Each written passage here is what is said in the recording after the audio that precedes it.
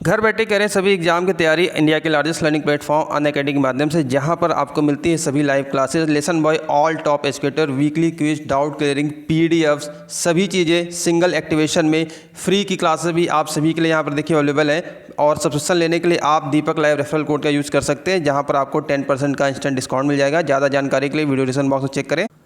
नमस्कार दोस्तों, स्वागत है आप सभी का फिर से आपके अपने ही यूट्यूब चैनल सक्सेस मंत्रा बाय दीपक राम। दोस्तों डेली दोपहर को 12 बजे हमारे चैनल पर आरआरबी एनटीपीसी के लिए जीके जीएस के फुल मॉक टेस्ट यहाँ पर होते हैं। आज टेस्ट नंबर 4 है, जिसमें आके आपका पहला प्रश्न है। देखिए पूछा जा रहा है आपसे, अंतर्राष्ट्रीय परमाणु ऊर्जा एजेंसी का मुख्यालय कहाँ पर है। तो दोस्तों अंतर्राष्ट्रीय ऊर्जा एजेंसी का मुख्यालय, परमाणु ऊर्जा एजेंसी का मुख्यालय ये कहाँ पर है? वियना, जो कि आपके ऑस्ट्रिया में है।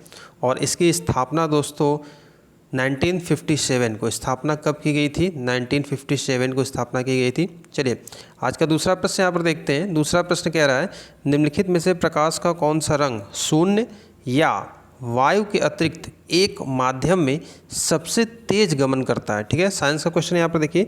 तो ऐसा कौन सा प्रकाश का रंग है दोस्तों जो कि वायु के अलावा एक माध्यम में सबसे तेज गमन करता है? सही जवाब है आपका लाल। और दोस्तों लाल रंग का तरंग दैर्घ्य भी सबसे अधिक होता है। ठीक है, तीसरे प्रश्न की ओर बढ़ते हैं। दो व्यक्तियों के वार्तालाप में आवाज़ का डेसिबल स्तर कितना होता है? तो दोस्तों सामान्य बोलचाल की भाषा में, साधारण बातचीत की भाषा में अगर हम देखें तो 30 से 40 डेसिबल आपका यहाँ पर आता है। ऑप्शन नंबर सी यहाँ पर करेक्ट हो जाएगा। चौथा प्रश्न यहाँ पर देखिए, निम्नलिखित में से कौन सा पदार्थ बिजली का कुचालक है परंतु ताप का सुचालक है? बिजली का कुचालक है लेकिन ताप का सुचालक है।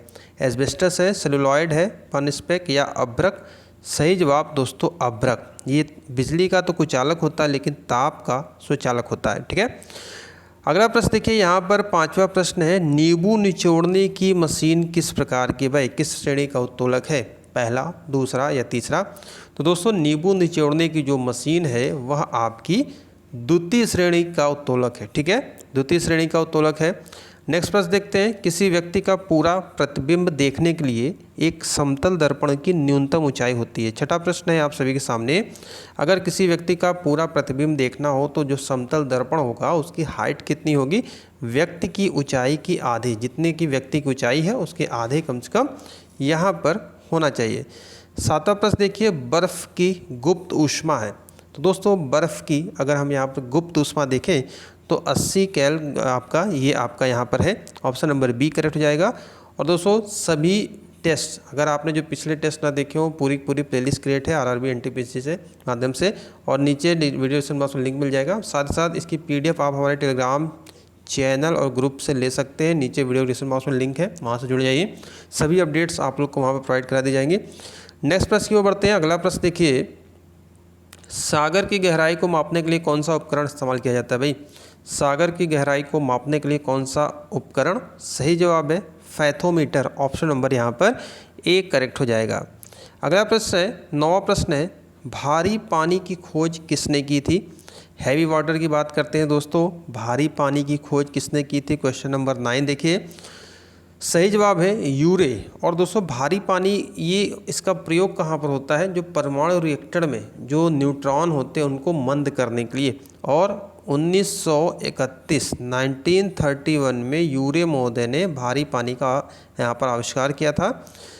10वां प्रश्न देखिए, गोबर गैस में मुख्यतः कौन सी गैस होती है? गोबर गैस में मेनली देखा जाए तो कौन सी गैस पाई जाती है? ऑप्शन है ए मीथेन पाई जाती है।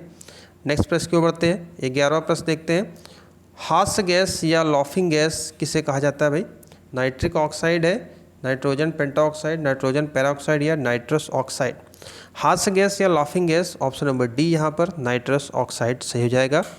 12वां प्रश्न देखते हैं, स्टील को जंग रोधी बनाने के लिए इनमें कौन सी धातु मिलाई जाती है? तो दोस्तों स्टील में जंग ना लगे तो उसमें धातु का मिश्रण किया जाता है। कौन सी धातु? जी हाँ बिल्कुल क्रोमियम। ऑप्शन नंबर ए यहाँ पर करेक्ट हो जाएगा।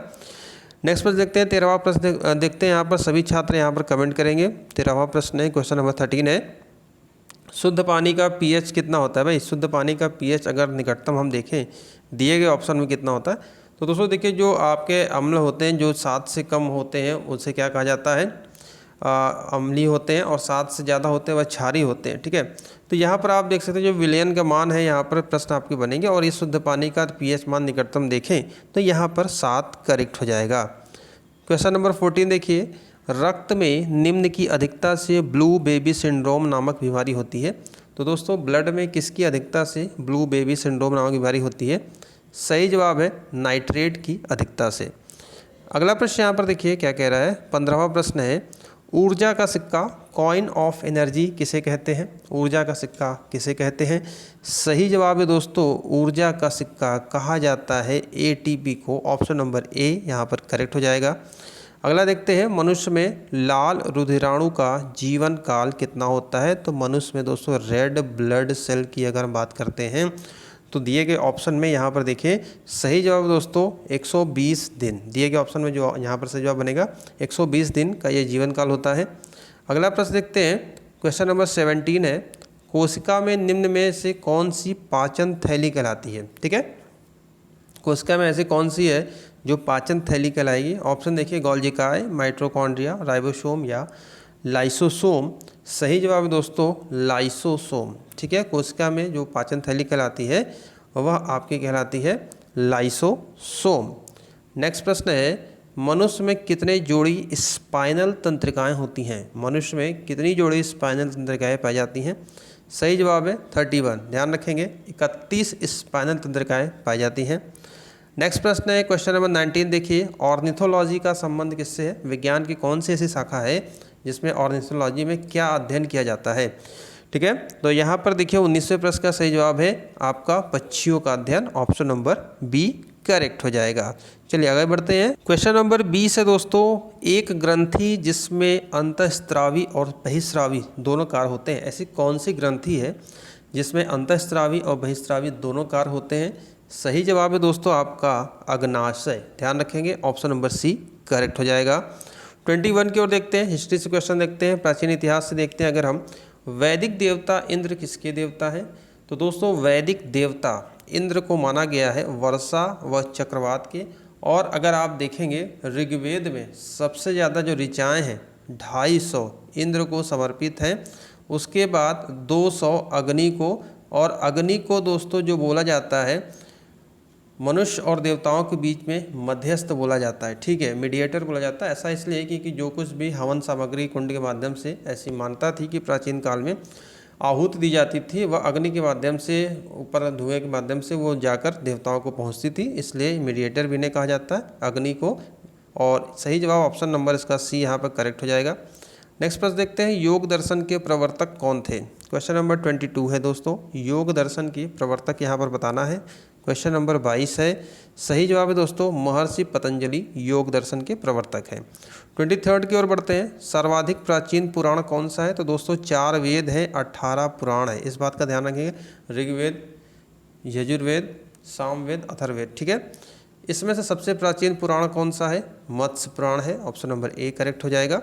अगला प्रश्न यहाँ पर देखते हैं 24 की ओर, बहुत अच्छा प्रश्न है। चलिए भाई, यहाँ पर झीलों से है, इंडियन ज्योग्राफी से अगर हम प्रश्न देखें, मिलान करना है। पुलिकट झील कहाँ पर है? चिल्का झील कहाँ पर है? वूलर झील कहाँ पर है? सांभर झील। ऑप्शन देखिए ए बी सी डी। चलिए फटाफट यहाँ पर मिलान कर लेते हैं। देखिए दोस्तों, पुलिकट झील आप सभी जानते हैं ये कहाँ पर है? जी हाँ, ये आपके तमिलनाडु में है। चिल्का झील आपका कहाँ पर है? उड़ीसा में है। चिल्का झील उड़ीसा में है। वूलर झील आपकी कश्मीर में है, और सांभर झील राजस्थान में है। सही जवाब आपका क्या बनेगा? 3-1-4-2 ऑप्शन नंबर ए यहाँ पर करेक्ट हो जाएगा। नेक्स्ट प्रश्न की ओर बढ़ते हैं, महात्मा गांधी जी को राष्ट्रपिता के नाम से सर्वप्रथम किसने संबोधित किया था? बहुत इंपॉर्टेंट प्रश्न है, सभी इंपॉर्टेंट, आपके एग्जाम में हर बार प्राय पूछे जाते हैं। और डेली हमारी यहाँ पर दोपहर 12 बजे ये सीरीज चलती है, जिसमें महत्वपूर्ण 40 प्रश्नों की आपकी डेली प्रैक्टिस होती है। बहुत से छात्र यहाँ पर पार्टिसिपेट करते हैं। चैनल पर नए हो तो चैनल जो सब्सक्राइब कर लें, बेल आइकन दबा लें। राष्ट्रपिता महात्मा गांधी जी को सुभाष चंद्र बोस जी ने बोला था। ठीक है, संज्ञा दी थी राष्ट्रपिता की। ठीक है, नेक्स्ट प्रश्न की ओर बढ़ते हैं, गांधी जी ने भारत छोड़ो आंदोलन कब शुरू किया था? भारत छोड़ो आंदोलन गांधी जी के द्वारा कब शुरुआत की गई थी? सही जवाब 1942। 27 की ओर बढ़ते हैं, जयचंद के विश्वासघात के कारण पृथ्वीराज चौहान की पराजय हुई। कालांतर में जयचंद्र कहाँ और कब मारा गया? ठीक है, तो दोस्तों जयचंद जब ऐसा युद्ध कौन सा था जिसमें इसकी पराजय हुई, मारा गया? ये चंदावर का युद्ध 1193 में और मोहम्मद गौरी और इसके मध्य में हुआ था, जिसमें जयचंद की हार हुई और इसकी यहाँ पर मृत्यु हुई। चलिए अगला प्रश्न है क्वेश्चन नंबर 28 देखते हैं। पहला कठपुतली मुगल सम्राट कौन था? कठपुतली मुगल सम्राट की बात करते हैं। पहला इतिहास से प्रश्न है, महत्वपूर्ण प्रश्न है। सही जवाब है दोस्तों जहांदार शाह, ये पहला कठपुतली सम्राट था, मुगल सम्राट था। और इसे लंपट मूर्ख, आप पढ़े होंगे, लंपट मूर्ख की संज्ञा दी गई थी। लंपट मूर्ख, यहाँ से प्रश्न बनता है कि लंपट मूर्ख किसे कहा जाता है? जहांदार शाह को बोला जाता है। चलिए भारत में जहांगीर का शासनकाल बताइए क्या था? भारत में जहांगीर का शासनकाल, ऑप्शन देखिए A B C D। सही जवाब है 1605 से लेकर 1627 ईस्वी तक जहांगीर का शासनकाल था। नेक्स्ट प्रश्न दोस्तों क्वेश्चन नंबर 30 देखिए, बहुत ही अच्छा प्रश्न है, युद्ध से प्रश्न है, इतिहास के प्रमुख युद्धों से प्रश्न आपके बनेंगे। पानीपत का पहला युद्ध, प्लासी का युद्ध, हल्दी घाटी का युद्ध, तालीकोटा का युद्ध, ठीक है। ऑप्शन देखिए और चलिए यहाँ पर फटाफट मिलान करते हैं। देखिए पानीपत का जो दोस्तों पहला युद्ध हुआ था वह कब हुआ था? 1526 में हुआ था, ठीक है। 1526 में किसके किसके मध्य कह सकते हैं? बाबर और इब्राहिम लोदी के मध्य में हुआ था और इसमें लोदी की हार हुई थी और मुगल वंश की स्थापना बाबर ने किया था। प्लासी की बात करते हैं तो प्लासी का जो आपका युद्ध हुआ था ये 1757 में और ब्रिटिश ईस्ट इंडिया कंपनी और बंगाल के नवाब के मध्य में हुआ था। हल्दी घाटी की दोस्तों बात करते हैं 1576 में और हल्दी घाटी के युद्ध महाराणा प्रताप और अकबर के सेनापति मानसिंह के मध्य में हुआ था। तालीकोटा का युद्ध दोस्तों ये आपका हुआ था 1565 में और ये विजयनगर साम्राज्य और सल्तनत दक्षिण सल्तनत के मध्य में हुआ था। तो यहाँ पर आप ऑप्शन देख सकते हैं 2 3 4 1, ऑप्शन नंबर यहाँ पर आपका A करेक्ट हो जाएगा, ठीक है। चलिए नेक्स्ट प्रश्न की ओर देखते हैं और वीडियो को लाइक और मैक्सिमम शेयर करना अपने दोस्तों के साथ भूलिएगा, डेली यहाँ पर प्रैक्टिस होती है। उनको बताइए किसने बंगाल में स्थायी उपनिवेश की शुरुआत की? स्थायी बंदोबस्त, इस्तेमादारी, ठीक है। और ये राजस्व प्रणाली का एक हिस्सा था जिसमें इसकी शुरुआत 1793 में लॉर्ड कॉर्नवालिस ने किया था, ठीक है, लॉर्ड कॉर्नवालिस। 32 देखते हैं ब्रह्म समाज की स्थापना किसने की थी? बहुत बार ये सभी प्रश्न आपसे एग्जाम में पूछे जाते हैं। ब्रह्म समाज सही जवाब है दोस्तों राजा राम मोहन राय। और कब किया था उन्होंने? 1928 में ब्रह्म समाज की स्थापना की थी। बहुत बार ये सभी प्रश्न आते रहते हैं। चलिए भारत और पाकिस्तान के बीच ताशकंद समझौता कब हुआ था? इंपॉर्टेंट प्रश्न है। ताशकंद समझौता भारत और पाकिस्तान के मध्य में कब हुआ था? सही जवाब 1966, ध्यान रखेंगे। 34 की ओर बढ़ते हैं, पॉलिटी से क्वेश्चन है। क्वेश्चन नंबर 34 है, यहाँ पर देखिए उपराष्ट्रपति को अपना कार्यकाल समाप्त होने से पूर्व अपने पद से हटाने का अधिकार किसके पास है? तो दोस्तों अगर उपराष्ट्रपति अपने कर्तव्य का निर्वहन नहीं कर रहे हैं अच्छे से तो ऐसी कौन सी संस्था है जो उन्हें हटा सकती है? तो केवल और केवल एकाधिकार ये राज्यसभा को प्राप्त है, ठीक है, राज्यसभा को प्राप्त है। और उपराष्ट्रपति पदेन सभापति भी होते हैं, राज्यसभा के उच्च सदन है, संसद का उच्च सदन है, ठीक है। चलिए नेक्स्ट प्रश्न की ओर बढ़ते हैं। 35 देखते हैं, संसद के खर्च किसके द्वारा नियंत्रित किए जाते हैं? संसद के दोस्तों जो खर्चे होते हैं उस पर कंट्रोल कौन लगाता है, नियंत्रित कौन करता है? सही जवाब दोस्तों नियंत्रक और महालेखा परीक्षक, जिसको इन शॉर्ट क्या कहते हैं? CAG भी बोला जाता है। और दोस्तों CAG का प्रावधान अनुच्छेद की बात करते हैं, कौन सा अनुच्छेद में है? आर्टिकल 148 में है। और CAG से संबंधित अभी देखिए यहाँ पर कुछ फैक्ट भी है। CAG का जो कार्यकाल होता है 6 वर्ष या 65 वर्ष की आयु। और अभी हाल ही में राजीव महर्षि का स्थान लिया है गिरीश चंद मुर्मू जी ने, ठीक है, गिरीश चंद मुर्मू जी ने अभी हाल ही में यहाँ पर इनका स्थान लिया। तो ध्यान रखिएगा इनका नाम भी नियंत्रक एवं महालेखा परीक्षक।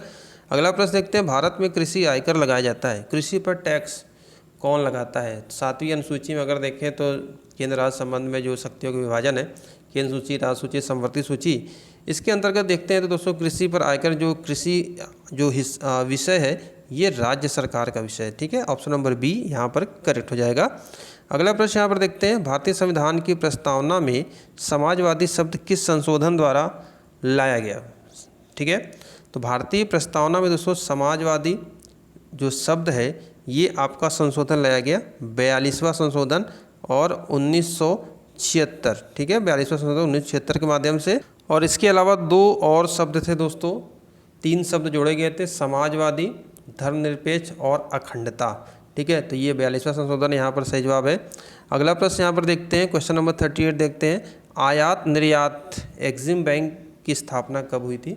तो दोस्तों आयात निर्यात जो एग्जिम बैंक है ये स्थापित हुआ था 1982 में। ठीक है, 1982 में, और 1982 में ही नाबार्ड बैंक की भी स्थापना हुई थी। तो दोनों का ध्यान रखिएगा, दोनों का सेम ही है, आयात निर्यात बैंक और नाबार्ड बैंक दोनों की स्थापना कब हुई थी?